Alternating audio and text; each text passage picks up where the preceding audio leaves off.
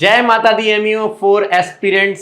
आपको MEO 4 examinations में कहीं भी कोई भी दिक्कत आ रही है, ओरल्स नहीं निकल रहे हैं, रिटन में स्टक हो गए हैं, आइए हम इस वीडियो में आज जानेंगे क्या है करेक्ट स्ट्रैटेजी एमईओ क्लास 4 निकालने के लिए।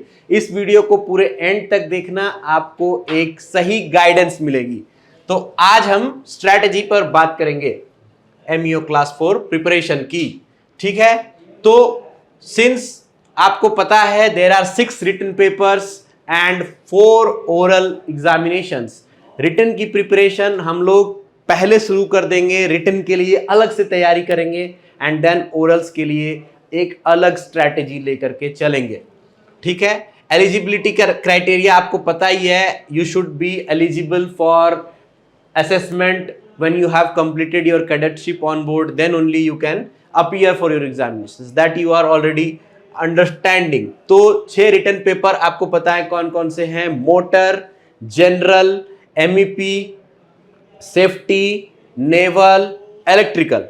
ओके, इनमें से कोई भी पेपर हो सकता है किसी के लिए भी कठिन, कोई कहीं फंसा हो सकता है कि आपको एक ही रिटन पेपर नहीं निकल रहा है। कई ऐसे एग्जाम्पल्स हैं जहां पर लोगों के ओरल्स निकले हुए हैं, एक रिटन पेपर फंसा हुआ है। यहां पर काम आएगा मर्चेंट नेवी डिकोडेड का लाइव क्लासेस। हम लोग कंटिन्यू कर रहे हैं, स्टार्ट कर रहे हैं एमईओ क्लास 4 लाइव क्लासेस, जहां पर आपको one stop solution for all your problems you are facing with MEO class 4 examinations, be it written be it orals, mock orals कराएंगे। आपको वन स्टॉप सॉल्यूशन, सारे डाउट्स क्लियर करके देंगे और सही गाइडेंस के साथ, सही मटेरियल के साथ will try to clear your examinations as fast as possible. ठीक है, स्ट्रैटेजी की बात करें तो सबसे पहले रिटन एग्जाम की अगर स्ट्रैटेजी होती है तो रिटन स्ट्रैटेजी क्या होनी चाहिए? रिटन की स्ट्रैटेजी क्या होनी चाहिए? देखो, एक चीज बहुत इंपॉर्टेंट है। हम लोग जो होते हैं इंजीनियर्स, जहाज पर जाने के बाद, कॉलेज से निकलने के बाद लिखने की प्रैक्टिस करना भूल जाते हैं। ज्यादा से ज्यादा क्या लिखते हैं हम लोग? Log book. बस उसके बाद जब जहाज से लौटते हैं तो राइटिंग प्रैक्टिस खत्म। अब राइटिंग को अगर इंप्रूव करना है तो क्या करना होगा? लिखना होगा। लिखने के लिए सबसे पहले आपको पता होना चाहिए क्या क्वेश्चंस पूछे जा रहे हैं। Gather the previous years question papers. ठीक है, just collect the question papers, then you will realise कि क्या क्या क्वेश्चंस इंपॉर्टेंट हैं, क्या क्या क्वेश्चंस पूछे जाते हैं, क्या क्या क्वेश्चन रिपीट हो सकते हैं। आप जब एक बार गो थ्रू करोगे क्वेश्चंस को से लास्ट 1 ईयर के, मैं सिर्फ बोलता हूं आप सिर्फ 1 साल के क्वेश्चन ही पढ़िए, that is more than enough to clear your written papers. 1 साल के क्वेश्चन पेपर कलेक्ट कीजिए। सबसे पहला अगर कोई स्टार्ट कर रहा है प्रिपरेशन तो क्वेश्चन पेपर कलेक्ट कीजिए, क्वेश्चंस को पढ़िए, go through the questions, then you will realise, आपको पता चलेगा कि क्या क्या इंपॉर्टेंट है। ठीक है, उसके बाद अपना एक नोटबुक बनाइए। ठीक है, सबसे पहले नोटबुक बनाइए, क्वेश्चंस को लिखिए, राइट द क्वेश्चंस। ठीक है, राइट द क्वेश्चंस। उसके बाद यूज रेफरेंस बुक्स, देवेन आराना हो सकता है, ओके, और डीके सान्याल हो सकता है, and other online resources also there are. ठीक है, उसके बाद क्लासेस करेंगे आप हमारे साथ, तो बहुत सारी चीजें, बहुत सारी इंफॉर्मेशन आपके पास होगी। नोट्स लेकिन आपका अपना होना चाहिए। Don't rely on any other reference notes available in the market. क्या होता है कि लोग इजी अंडरस्टैंडिंग के लिए छोटा नोट्स कम पढ़ना पड़े, दूसरे नोट्स के ऊपर जो है ना रिलाई करने लगते हैं, 1 2 3 4 चॉकलेट नोट्स पढ़ने लगते हैं। चॉकलेट नोट्स कभी भी आपको एग्जाम क्लियर कराने के लिए है ना वंडर नहीं क्रिएट कर सकते हैं। आपको जब तक नॉलेज नहीं होगी, एग्जाम क्लियर करना आसान नहीं है with chocolate notes. By fluke किसी का निकल गया, तुम्हारे फ्रेंड का, जरूरी नहीं है कि तुम्हारा भी चॉकलेट नोट्स पढ़ के निकल जाएगा। अपनी नोटबुक बनाइए, क्वेश्चंस को लिखिए और उसके नीचे उसका आंसर लिखिए, खुद से लिखिए। ठीक है, तो उससे क्या होगा, आप टॉपिक को समझेंगे, टॉपिक के ऊपर रिसर्च करेंगे, थोड़े रेफरेंस मटेरियल पढ़ेंगे, 3-4 जगह से चीज़ों को पढ़ेंगे, अपने हिसाब से टॉपिक को समझेंगे। अपना बनाना टॉपिक को बहुत इंपॉर्टेंट है। तो इससे क्या होगा, आपकी रिटन की तैयारी होगी, साथ ही साथ ओरल की भी तैयारी होगी। Standard books and online resources को फॉलो करना है। जब आप एक लॉन्ग नोट आंसर लिखेंगे, यू राइट, एक लॉन्ग नोट आंसर लिखेंगे से कि आप पहले दिन बैठते हो, आप 2 आंसर लिखते हो, उससे ज़्यादा मान लीजिए आपकी कैपेसिटी नहीं है, अच्छे से लिखा, आपने कॉन्सेप्ट को समझा, 2 आंसर। नेक्स्ट डे बैठोगे तो सबसे पहला काम जो लड़के भूल जाते हैं करना, वो है रिवीजन। रिवीजन अगर आपने नहीं किया तो आप जो है बहुत ज्यादा पढ़ने के बावजूद भी आपको वो नोट्स बाद में 1-1.5 महीने बाद जाकर के वही कठिन लगने लगेगा। तो रिवीजन कैसे करना है, 2 क्वेश्चन लिखा, अगले दिन बैठे 5 मिनट 10 मिनट वो पिछले क्वेश्चन को रिवाइज किया, फिर 2-3 क्वेश्चन लिखा, फिर उसको रिवाइज किया। नेक्स्ट डे जब बैठे तो 10 मिनट में ये 5 क्वेश्चन रिवाइज किए, फिर और 2 क्वेश्चन ऐड किए, फिर ये 8 क्वेश्चन आपके हो गए। ऐसे अगर आप करोगे ना, ये मैंने फॉलो किया है इसलिए मैं आपको बता रहा हूं, जैसे आप ऐसे करोगे तो आगे चल करके क्या होगा कि ये पूरा का पूरा नोटबुक, कोई भी मान लो जनरल पेपर का पूरा नोटबुक आपको याद हो जाएगा। आपको एक्स्ट्रा एफर्ट नहीं डालना पड़ेगा एग्जाम के पहले कि जल्दी जल्दी पढ़ें, सब है ना, एग्जाम के क्या क्या इंपॉर्टेंट है क्या नहीं आएगा। और कुछ भी क्वेश्चन आ गया लास्ट 1 ईयर से, 1 ईयर में मान लो कि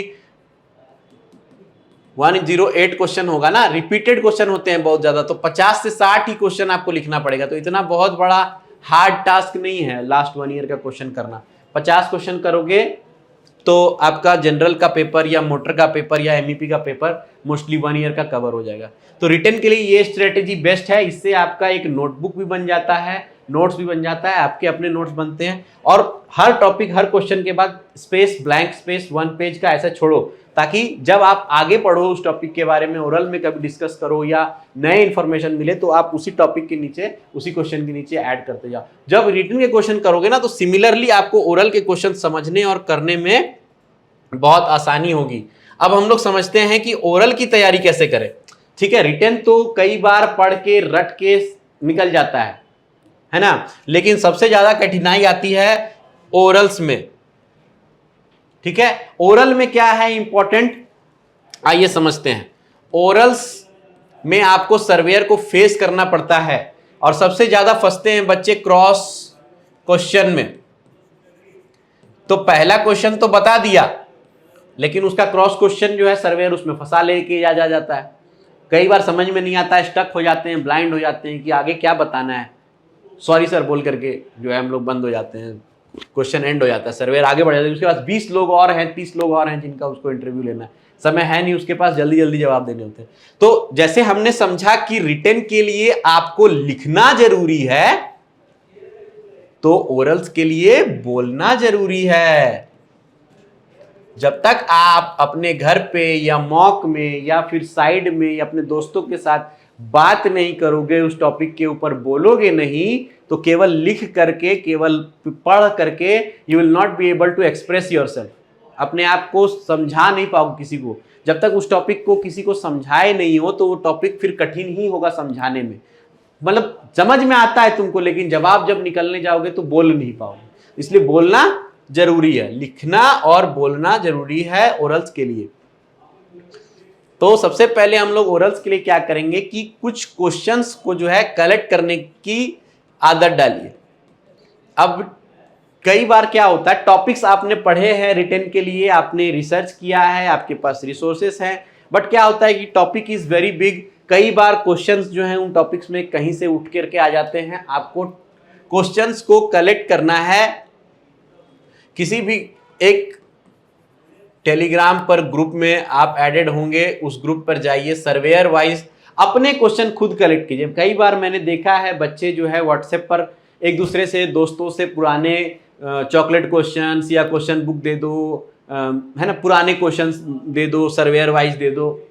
नहीं, अपना क्वेश्चन खुद कलेक्ट कीजिए, थोड़ा सा एफर्ट डालिए। उससे क्या होगा कि आपके जो क्वेश्चंस होंगे, आपको पता है कि आपने कब से कब तक के, लास्ट 1 ईयर जैसे रिटन में किया था ना, ओरल में भी लास्ट 1 ईयर के, प्रीवियस 1 ईयर के आपके एमएमडी के क्वेश्चंस सर्वेयर वाइज, सर्वेयर का नाम टाइप कीजिए, उसके क्वेश्चन सेट लड़कों ने डाले होंगे क्वेश्चंस, डाले होंगे ना अपने, उसको कॉपी पेस्ट करके अपने पास अपना एक मटेरियल बनाइए, ठीक है।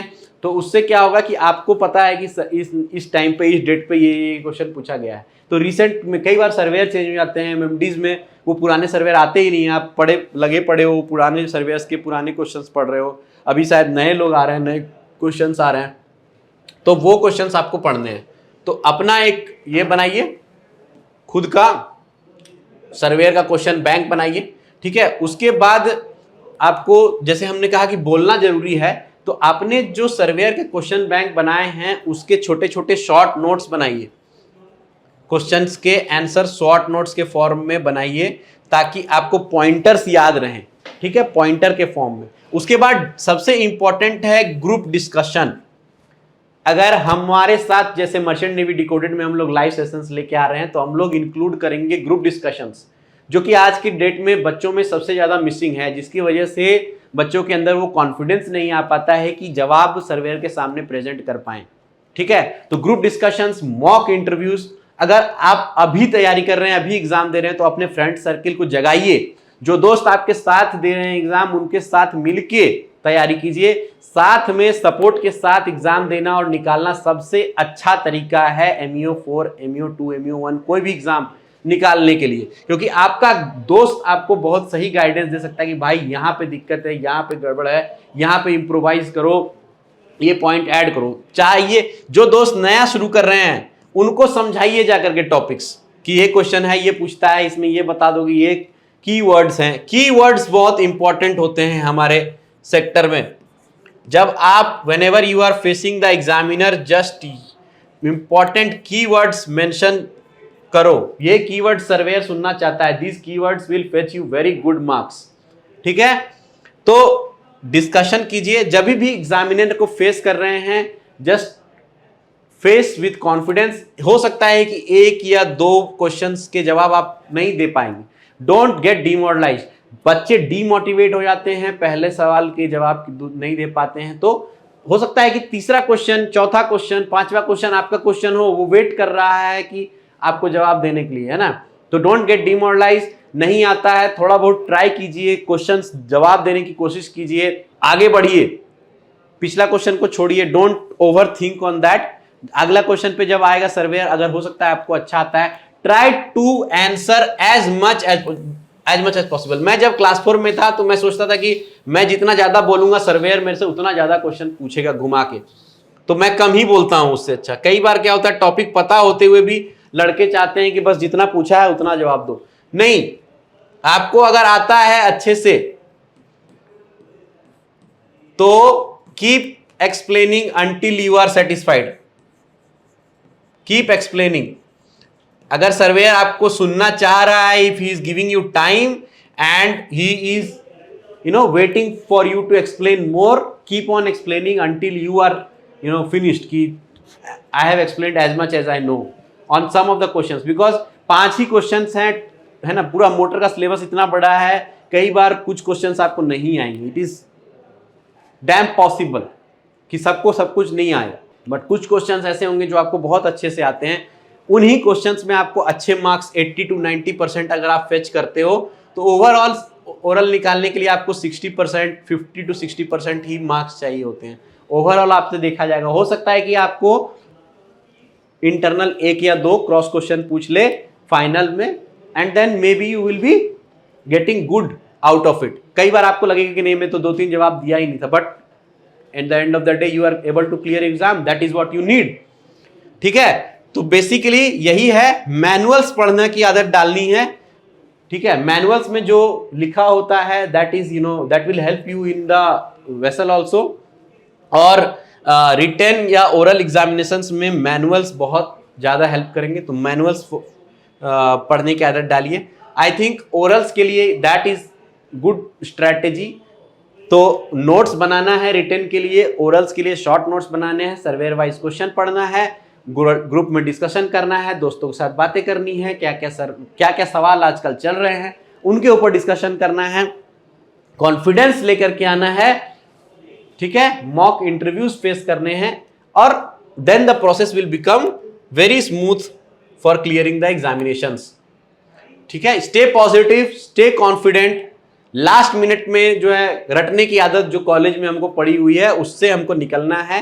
MEO 4 रट के निकालने वाला एग्जाम कतई नहीं है। यहाँ पे आपको ओरल में फंस जाओगे अगर बहुत ज्यादा रट के जाओगे तो, क्योंकि सर्वेयर आपको घुमा देगा। तो रटने की आदत छोड़नी है, फिट रहना है, मेंटली भी फिट रहना है, डिमोरलाइज नहीं होना है। हो सकता है किसी को एक प्रोसेस लंबा लग रहा हो, कोई लोग फंसे हुए हों, एग्जाम नहीं निकल रहा हो, एग्जाम निकल जाएगा आपका। फेथ रखिए और प्रोसेस पर भरोसा कीजिए। अपने दोस्तों के साथ, मेंटर्स एंड सीनियर्स के साथ गाइडेंस लीजिए। मर्चेंट नेवी डिकोडेड के साथ जुड़िए और हम लोग MEO 4 का एक करेक्ट गाइडेंस के साथ जो है लड़कों को गाइड करेंगे, एग्जाम निकालने में हेल्प करेंगे। जय हिंद, जय भारत, जय माता दी and best of luck for your exams.